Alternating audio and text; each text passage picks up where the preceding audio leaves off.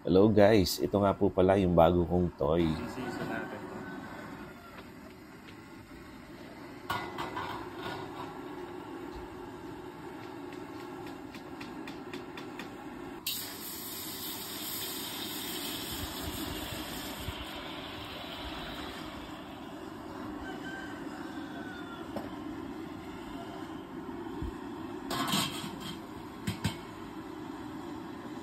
Hello mga kabahag, kamusta po kayo dyan? Sana lahat kayo ay okay. Today ay magluluto po tayo ng braised chicken wings. O siya, umpisahan na po natin. Magpapakulo po lamang tayo ng mainit na tubig. At pagkatapos, ilalagay na natin itong ating nahiwa na chicken wings. So ayan, dahan-dahan lamang at baka po kayo matalsikan itong mainit na tubig. And after po nating maisalang, lalagyan po naman natin ngayon ng rock salt. Ito ang magpapalasa habang ating pinakukuluan. Naglagay din ako rito ng pamintang durog.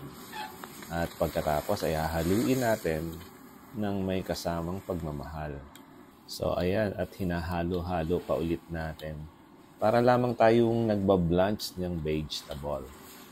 Half cook lamang ang gagawin natin dito kasi lulutuin pa ulit natin ito mamaya. At ngayon naman ay pwede na natin itong hanguin.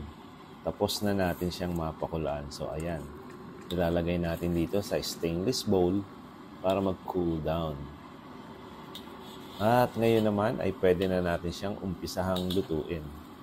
After nating mai-set aside, ngayon ay maglalagay tayo ng mantika dito sa ating wok. At ngayon, lagyan naman natin ng sriracha. At pagkatapos, maglalagay din tayo ng toyo. Gagamit din ako ng sweet blend tomato ketchup. Paborito ko kasing gamitin talaga ito kasi may natural na lasa, tamis at sarap at asim po siya. Maglalagay din po tayo dito ng brown sugar. Ito po ang pangpabalance ng ating ginagawang sarsa. At kapag nahalo na natin at nag-incorporate na ang lahat ng mga ingredients, pwede na nating isalang at ilagay itong ating mga chicken wings na pinakuluan kanina. O siya, buksan na natin itong kalan at lutuin na natin itong ating braised chicken wings. By the way, maglalagay din po pala tayo dito ng pineapple juice. Ito po ang magbibigay ng kakaibang lasa at sarap dito sa ating braised chicken. So ayan, hindi ko po inubos para mamaya meron pa po akong maiinom na pineapple juice. 2-in-1 po kasi ito. Pwedeng pang sahog at pwede ring inumin. After nating mahalo, takpan po natin at pakukuluin po natin ito sa loob lamang ng 5 minuto. So eto, nagdagdag na ako ngayon ng pepper powder. At para sa mga kabahag natin ng mga Bicolano at sa mga kabahag natin na mahilig kumain ng maanghang, yes, pwede nyo po itong lagyan ng siling labuyo. Sa pagkakataong ito ay hindi ko po nilagyan kasi nag-request po kasi si Mrs. na gusto niya raw pong kumain this time. So para po makakain lahat, dun po tayo sa normal na walang anghang. At kagaya ng palagian ko pong sinasabi, palagi po tayong may choice sa buhay. Tayo po ang gagawa nito. So eto, at tinanggal ko na yung takip ng ating niluluto na manok. Ngayon naman ay checkin na natin. At matapos kong haluin, ibabalik po ulit natin ang takip.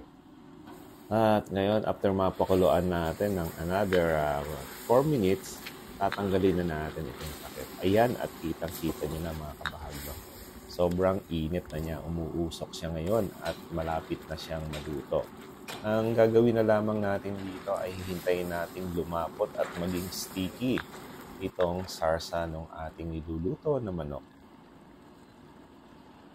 O siya, tikman na muna natin kung okay na ba talaga ang lasa nito. Add to taste lang po palagi ang tekniko dito. Kaya dahan-dahan lang po ang paglalagay ng mga ingredients para madali po nating mahabol kung ano yung kulang. Di bali ng kulang, huwag lang po sobra. Kasi kapag ka sobra, pwedeng maging maalat po yan. At wala na halos remedyo dito kundi dagdagan nyo ng tubig. Kaya lang masisira na po yung ating luluto.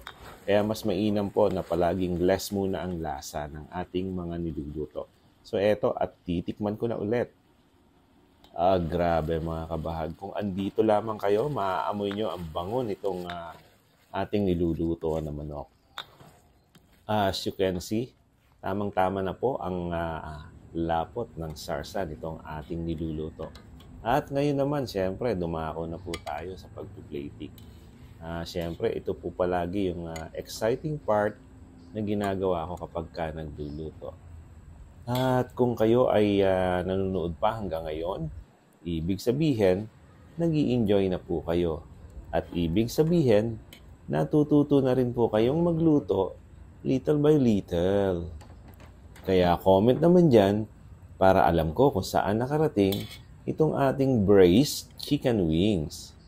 Siya, back to business na tayo. Lagyan natin ng sauce itong ating ginagarnisan na chicken. At ngayon naman, budburan din natin ng sesame seeds. So, ayan, ganun lamang kasimple mga kabahag. Kailangan generous tayo dito sa sesame seeds. At ngayon naman, for pinale, ilagay na natin itong ating alfalfa. Guys, ano pang hinihintay nyo? Atak!